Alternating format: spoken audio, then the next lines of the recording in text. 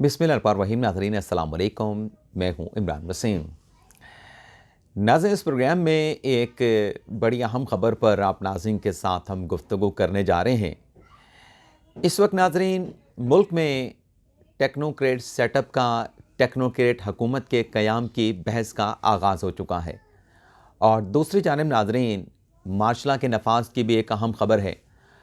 अब एक तरफ तो नाज़रीन इस्टेब्लिशमेंट का ये दावा है कि वो मुकम्मल तौर पर गैर सियासी हो चुके हैं, यानी एक तरफ ये दावा है और दूसरी जानिब टेक्नोक्रेट सेटअप लाने की बातें की जा रही हैं, मार्शल लॉ के नफाज के दावे सामने आ रहे हैं।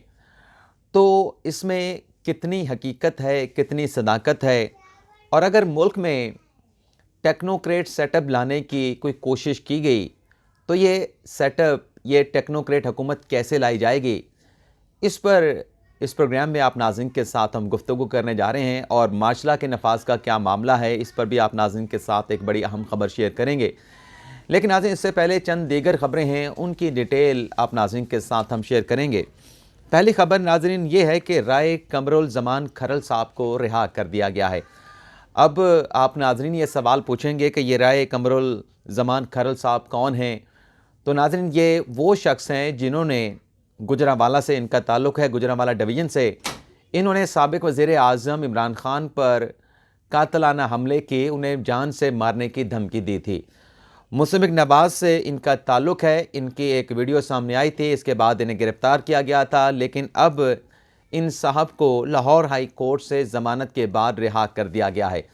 और जिस FIR में राय कमरुल ज़मान खरल साहब को गिरफ़्तार किया गया था, उस केस में नाज़रीन अता तारड़ साहब और सायरा तारड़ अफजल साहबा का भी नाम सामने आया था। लेकिन ये दोनों जो नून लीग के रहनुमा हैं, अता तारड़ साहब और सायरा अफजल तारड़ साहब जो हैं, वो ऑलरेडी मुतलका अदालत से ज़मानत हासिल कर चुके हैं।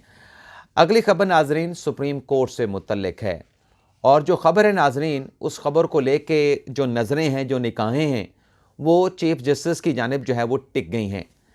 ख़बर नाज़रीन ये है कि कल पब्लिक अकाउंट कमेटी का इजलास हुआ, तहरीक इंसाफ के मुनर्रफ रहनुमा नूर आलम खान की सरबराही में। उस इजलास में नाज़रीन ये फैसला किया गया है कि जो सुप्रीम कोर्ट के रजिस्ट्रार की जानिब से डैम फंड का जो रिकॉर्ड है, जो डिटेल हैं, वो ऑडिटर जनरल पाकिस्तान को फराहम क्यों नहीं की जा रही। इस मामले पे पब्लिक अकाउंट कमेटी ने चीफ जस्टिस उमरता बंदयाल को ख़त लिखने का फ़ैसला किया है।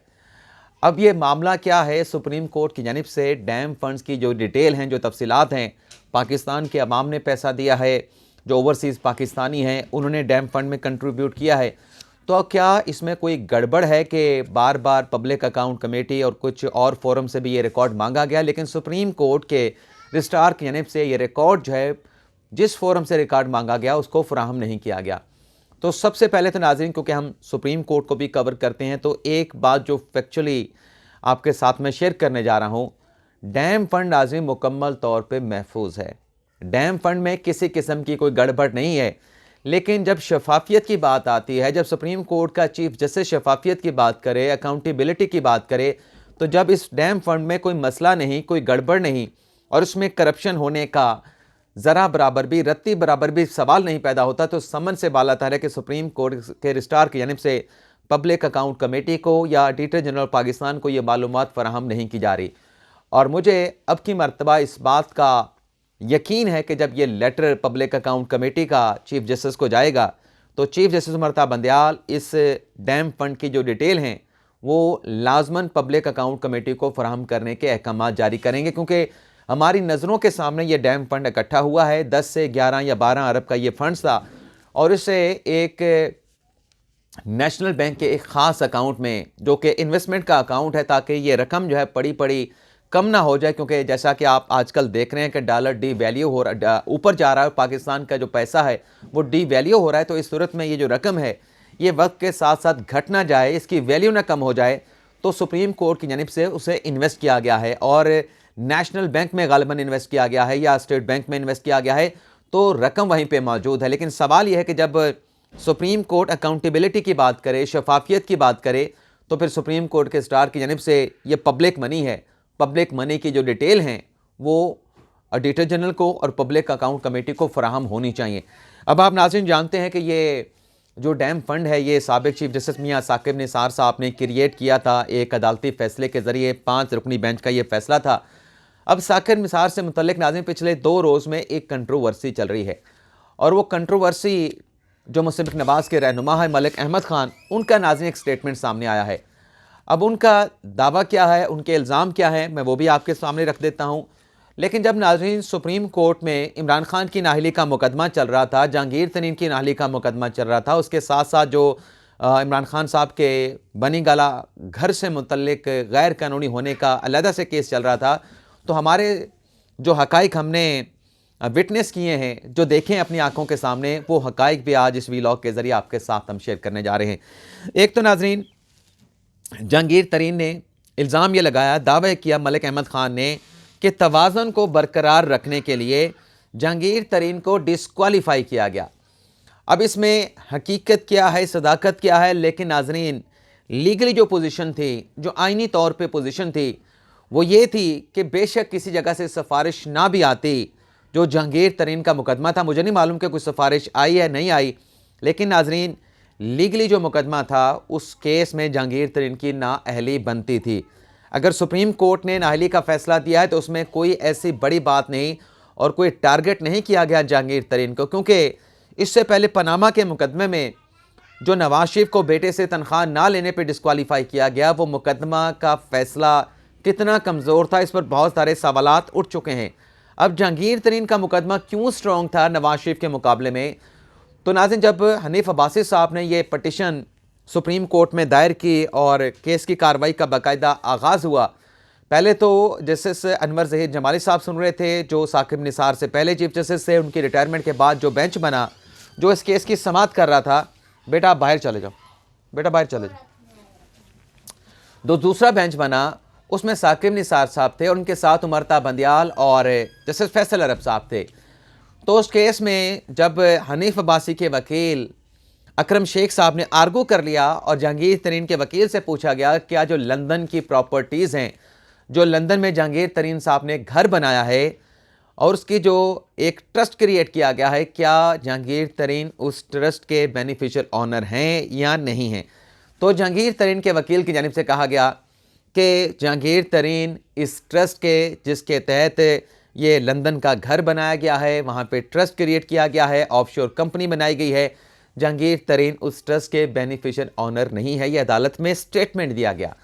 अब हुआ नाज़रीन ये कि जब जवाबुल जवाब में दोबारा आर्गूमेंट किया अकरम शेख साहब ने, अगर मैं गलत नहीं हूँ तो उन्होंने कहा कि ट्रस्ट डीड तो दिखाई नहीं गई, जो ट्रस्ट इन्होंने क्रिएट किया है जहांगीर तरीन साहब ने, उसकी इनसे ट्रस्ट डीड मांगी जाए।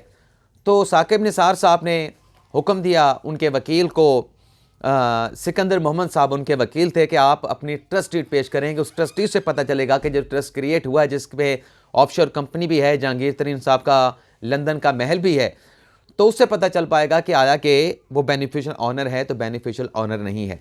नाज़रीन जब वो ट्रस्ट डीड अदालत के सामने आई उस ट्रस्ट की, तो उसमें वाज़ेह लिखा हुआ था कि जहांगीर तरीन और उनकी अहलिया उस ट्रस्ट की ताहयात बेनिफिशियल ऑनर हैं। तो ये एक झूठ अदालत के सामने पकड़ा गया और उस वक्त वो MNA थे और उन्होंने अपने नॉमिनेशन पेपर में उस ट्रस्ट के हवाले से, अपने बेनिफिशियल ऑनर के हवाले से किसी किस्म की कोई बात डिस्क्लोज नहीं की थी, तो जहांगीर तरीन की डिस्क्वालिफिकेशन बनती थी। और उसमें नाज़रीन दूसरी जो बात की गई मलिक अहमद ख़ान साहब ने, इमरान खान की बात भी करेंगे कि इमरान खान का मुकदमा स्ट्रॉन्ग था, क्या उनकी नाअहली बनती थी, वो सादिक और अमीन थे या नहीं थे। तो नाज़रीन दूसरा जो इल्ज़ाम मलिक अहमद ख़ान साहब ने लगाया, वो नाज़रीन उन्होंने ये लगाया कि जो बनी गाला का घर था उसे रेगुलराइज करके इमरान खान को सादिक और अमीन करार देने के लिए जनरल बाजवा साकिब निसार साहब पे असर अंदाज हुए। अब इसमें जनरल बाजवा साहब का मौक़िफ़ भी सामने आ चुका है, लेकिन नाज़रीन फैक्चुअली जो पोजीशन है वो भी आपके सामने रख देता हूँ कि वो जो इमरान खान साहब का घर इलीगल डिक्लेयर किया गया था लोकल गवर्नमेंट की तरफ से, लोकल गवर्नमेंट के एक इदारे की तरफ से, उसे मैंने सबसे पहले रिपोर्ट किया था अपने चैनल पे और दुनिया न्यूज़ पे मैंने उसको रिपोर्ट किया था। और वो गालिबन मेरा पहला ट्वीट था जो सोशल मीडिया पे ट्विटर के ऊपर कोई 1000 से या 500-600 से ज़्यादा रीट्वीट हुआ था। वो पहली मरतबा मेरा कोई ट्वीट जो है इतना ज़्यादा जो है वो रीट्वीट किया गया था। तो उसके बाद नाज़रीन अब ये जो लोग कह रहे थे कि बनी गाला के घर को गिराया जाता, तो अगर बनी गाला के घर के इमरान खान को घर को गिराया जाता तो सिर्फ वो अकेला घर नहीं गिरना था, बनी गाला के एरिया में जो हज़ारों मकानात हैं वो तमाम गिरने थे। और हमेशा हमने ये देखा है कि इस किस्म के मुकदमात में अदालत ये कहती है कि कानून की वायलेशन हुई है, लेकिन क्योंकि मामलात बहुत आगे तक जा चुके हैं, एक राइट एक्रू हो चुका है, तो लिहाजा इसको रेगुलराइज कर दिया जाए। अब नस्ला टावर के हवाले से कुछ दोस्त सवाल पूछेंगे, तो नस्ला टावर का नाज़रीन मामला ये था कि एक तो नस्ला टावर सरकार की ज़मीन पे बन गया था, कि उसे क्यों गिराया गया सवाल आएगा, सरकार की सड़क पे बना दिया गया था। लेकिन फिर भी नाज़रीन मेरा मौक़िफ़ उसमें यह था कि उसको गिराना नहीं चाहिए था। उस वक्त के एक लॉ ऑफिसर ने मेरे साथ बैठ के बात की कि उस वक्त के जो चीफ जस्टिस साहब हैं वो तो इस बात पे डट गए हैं कि नस्ला टावर गिराना ही गिराना है, लेकिन खुदा जानता है कि नस्ला टावर गिराने के बाद उसके जो मकीन थे, क्या उन्हें उनकी जो पेमेंट मिलनी थी, क्या उनको वो पेमेंट मिली है या नहीं मिली, जो मुआवजा मिलना था। माफ़ी चाहता हूँ नाज़रीन, कुछ शोर बीच में होना शुरू हो गया।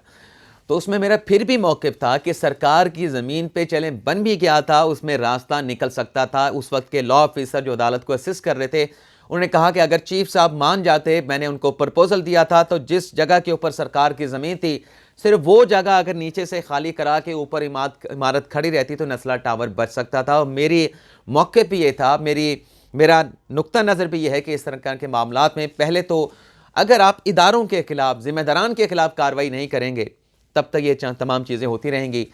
तो रोकना अगर है तो मकान गिराने से, किसी की बिल्डिंग गिराने से कुछ नहीं होगा। जो ज़िम्मेदारान हैं, जिन्होंने कंस्ट्रक्शन की इजाज़त दी है, उन्हें अगर आप मुर्द इल्ज़ाम ठहराएंगे, उन्हें कटहरे में लाएंगे, तो ये मामला इस तरह की चीज़ों में रुक सकता है। अब इमरान खान साहब की नाअहली का क्या मामला था, मैं ये समझता हूँ कि अदालत ने इमरान खान साहब को कोई कंसेशन दी या नहीं दी, लेकिन नाज़रीन मेरी नुक्ता नज़र के मुताबिक इमरान खान साहब ने जो मौक़िफ़ अपना पेश किया था उसमें फ़्लॉज़ मौजूद थे, उसमें सुकम मौजूद थे। जो कड़ियाँ जिस तरीके से नवाज शरीफ के केस में मिलाई गई, उस तरह से कड़ियाँ इमरान खान साहब के केस में नहीं मिलाई गई थी। अब उसमें 2002 में इमरान खान साहब ने जो एमएनए-शिप का इलेक्शन लड़ा था, उस इलेक्शन के हवाले से रिकॉर्ड आया था। उस रिकॉर्ड से ये साबित हुआ कि इमरान खान साहब ने अपने नॉमिनेशन पेपर्स में अपने अकाउंट्स में पड़ी हुई रकम डिस्क्लोज़ नहीं की थी, जो कि उन्हें कानूनी तौर पे डिस्क्लोज़ करना थी। अब इस मामले के ऊपर जनरल बाजवा साहब का मौक़िफ़ आया है, जो अंसार अब्बासी साहब ने रिपोर्ट किया है कि नाअहली से बचाने के लिए उन्होंने नहीं बल्कि इंटेलिजेंस इदारे के सरबराह ने अहम किरदार अदा किया था।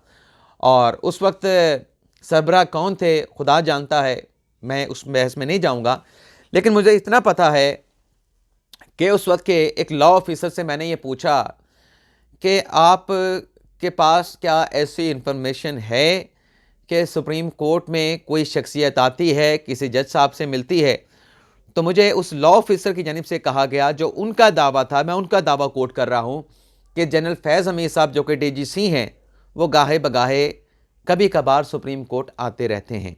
अब किससे मिलते थे, किससे नहीं मिलते थे, इसका अंदाज़ा आप लगाएं, लेकिन मुझे उन साहब ने ऐसा कुछ नहीं बताया था। लेकिन फैज़ हमीद साहब के सुप्रीम कोर्ट आने के हवाले से उन्हें बताया था कि वो आते जाते रहते हैं। अब टेक्नोक्रेट सेटअप के हवाले से कुछ चीज़ें मैं आपके साथ शेयर करने जा रहा हूँ। एक तो नाज़रीन फवाद चौधरी साहब ने कहा है कि मौजूदा हुकूमत को गैर आइनी तरीके से हटाया गया तो पीटीआई मज़म्मत करेगी।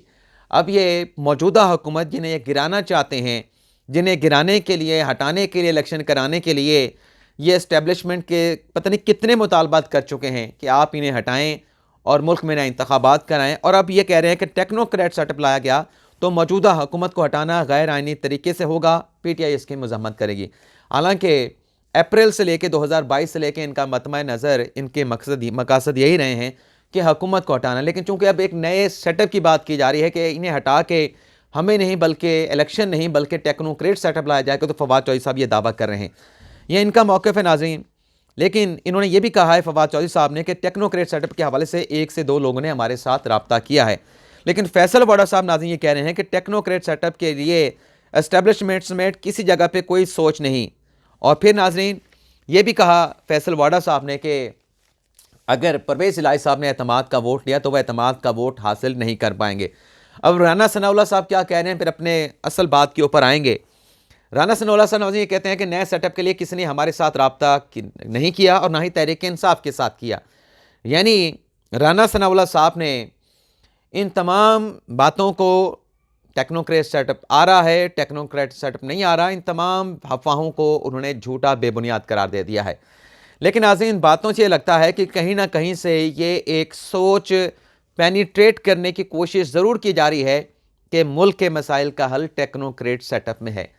अब मार्शल की क्या बात है, मार्शल की क्या खबर है, इस पर भी नाज़रीन आज हामिद मीर साहब ने कॉलम लिखा है।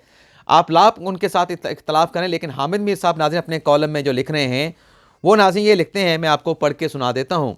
हामिद मीर साहब अपने कॉलम में, जी नाज़रीन, हामिद मीर साहब नाज़रीन ये कह रहे हैं कि क्या जनरल बाजवा ने अपनी रिटायरमेंट से चंद दिन कबल शहबाज शरीफ को मार्शल लॉ की धमकी नहीं दी थी, यानी मार्शल लॉ लगाने की धमकी नहीं दी थी? क्या जनरल बाजवा साहब अपने इदारे के न्यूट्रल पॉलिसी की खुद ही खिलाफ वर्जी नहीं कर रहे थे? अभी तक इमरान खान ने इस बारे में असल सच, अभी तक इमरान खान ने इनके बारे में असल सच बोला है ना शहबाज शरीफ ने कुछ बताया है? या आपस में लड़े जा रहे हैं और लड़ाई लड़ने वाले के बारे में खामोश हैं? यही हमारी जमहूरियत का असल अलमिया है। यानी हामिद मीर साहब ये कह रहे हैं कि बहुत सारी ऐसी बातें हैं, यानी मुल्क में मार्शल तक लगाने की धमकी दे दी गई, लेकिन ना इमरान खान साहब सच सामने ला रहे हैं, ना शहबाज शरीफ साहब सच सामने ला रहे हैं। तो हामिद मीर साहब से आप जितना इख्तलाफ करें, ये सच सामने आना चाहिए, शहबाज शरीफ को बताना चाहिए। और जहाँ तक मार्शल के नफाज की नाजरीन बात है, जहाँ तक मुल्क में टेक्नोक्रेट सेटअप लाने की बात है, तो ये बातें पुरानी हो चुकी हैं। टेक्नोक्रेट सेटअप को या मार्शल का नफाज आइन में गुंजाइश नहीं, कानून में गुंजाइश नहीं। और अगर ऐसी कोई अटैम्प्ट की गई तो नाज़रीन ये पहली मरतबा पाकिस्तान की तारीख में होगा कि ऐसी किसी अटैम्प्ट को किसी सियासी जमात, किसी इदारे की जानिब से एक्सेप्ट नहीं किया जाएगा। और जो इसको एक्सेप्ट करेगा फिर उसका हशर नशर क्या होगा, ये भी फिर आप नाज़रीन खुद जो है इसको विटनेस करेंगे। लेकिन फ़िलहाल इजाज़त चाहते हैं। अल्लाह ताला हम सब का हामी नासिर अपनी दुआ में याद रखिएगा। अल्लाह हाफिज़।